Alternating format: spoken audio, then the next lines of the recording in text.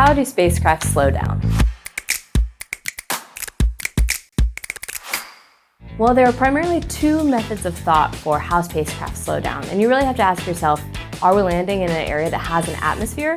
If not, you definitely want to go with retropropulsion, where you use retro thrusters pointed down at the surface of the planet to slow yourself down as you're coming in. If you do have an atmosphere, it makes it a lot easier, as the atmosphere acts as kind of a giant brake as you slow down.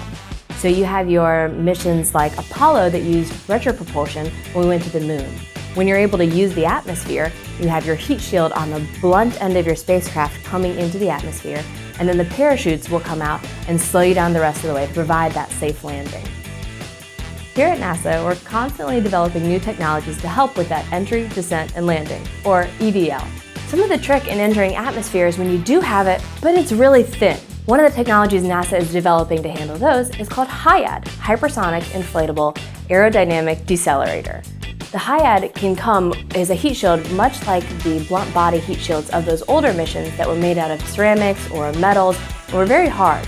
However, HIAD is a flexible woven system that compacts really small, so you're able to actually get a very small heat shield inside your rocket diameter. With HIAD, when the fairing comes off, the heat shield can then inflate and expand to a diameter much larger than your rocket.